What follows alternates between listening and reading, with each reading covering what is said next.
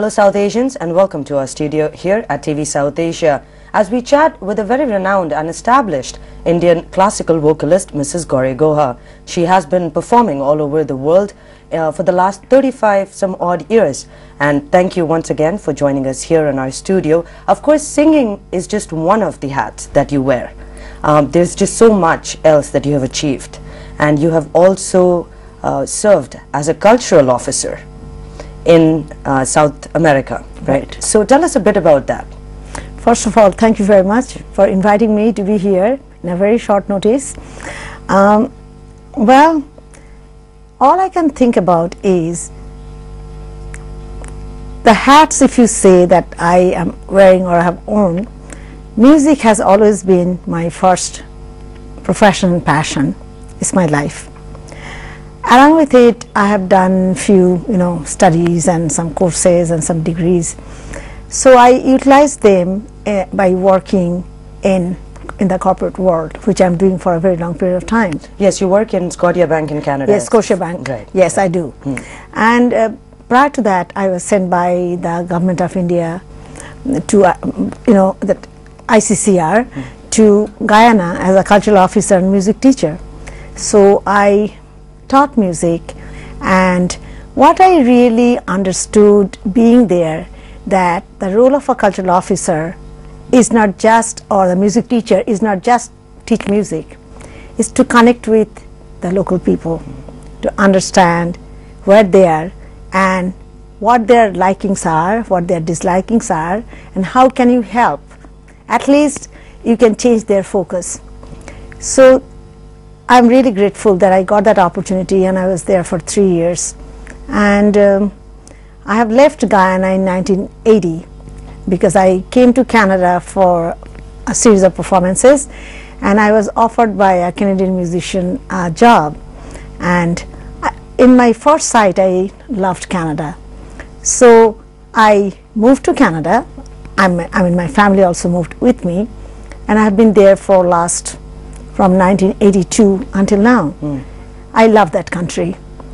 The reason I love that country is there are enormous amount of opportunities, which I realized when I went there for my performances.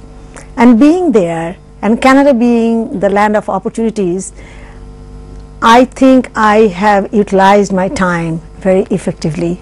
I did the things that I always wanted to do, and that country supported me doing that. But your link from South Asia and Yes, from I am. India Yes, I has am. never been broken. No.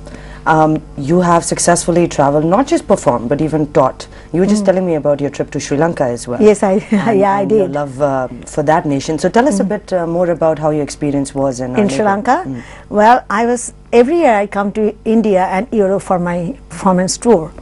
So last year, January 2009, I went to Sri Lanka, and I performed for it's an organization who looks after the orphanages and the people in need, and I performed for them, and it was an evening entirely where I sang, and the experience was priceless. The treatment, the friendship, the honor, everything that not only I received, my husband received from them, something which we will always remember. And I found the humility of the people. They're all professionals. They're very successful in their own fields, but they're so humble, and they're spending their time and money and energy for those who are in need.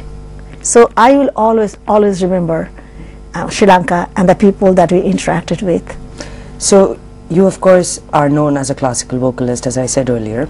You also work as a senior management person in a bank. Right. You also wear the hat of a motivational speaker. How did you step into that from this field of music?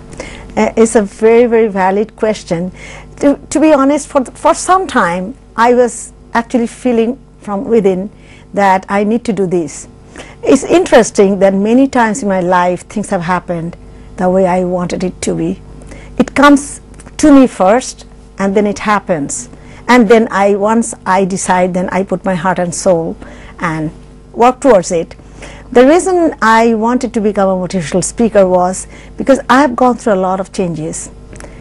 Some of them are good, some of them are not that good, in a sense that they're painful, they're stressful.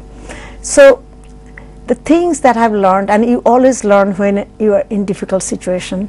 So the things that I've learned by moving from country to country and going through difficult time. Being in Canada, I was there with my younger daughter for 6 years, just by myself and her. I studied, I worked, I looked after everything, and of course I pursued my music. So the things that I experienced, I want to share it with people, because there are people who are coming to that country new, and they should know they are not alone. Everybody, regardless of their profession or their educational background or financial status, everybody had to go through some hardships.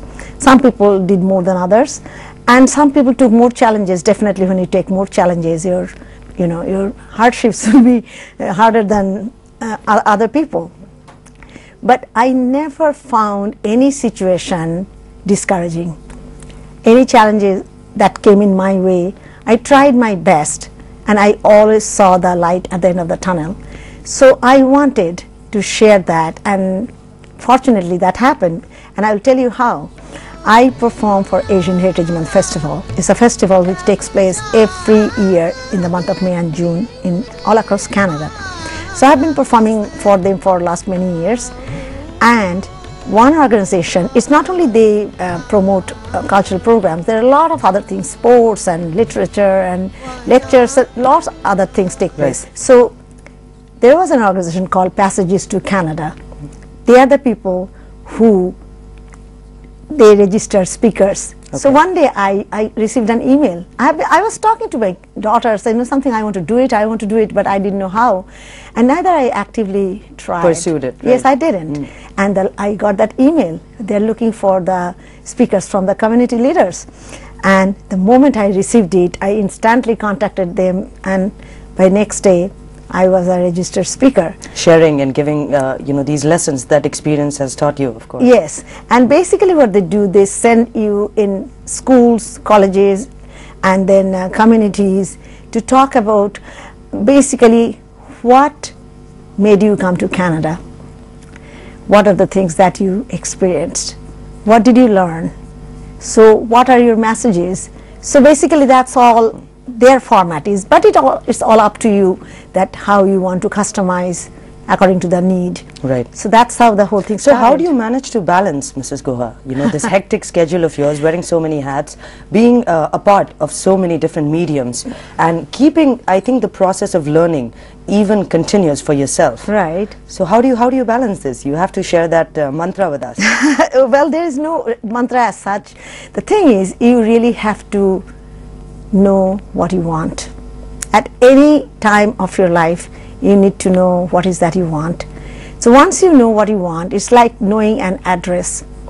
So once you know what you want, and then you prioritize, because if your needs and wants are more than 3, maximum 4, it's very difficult to achieve, not because you are not smart enough, but because you don't have enough time to, for anything you need to invest time.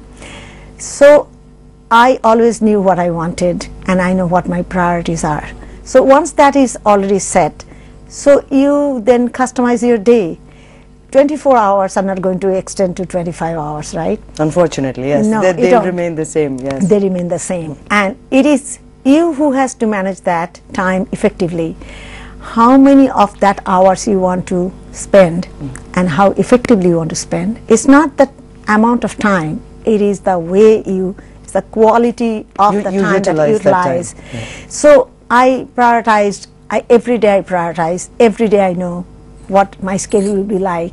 And being in that country, it is possible because nobody wastes your time.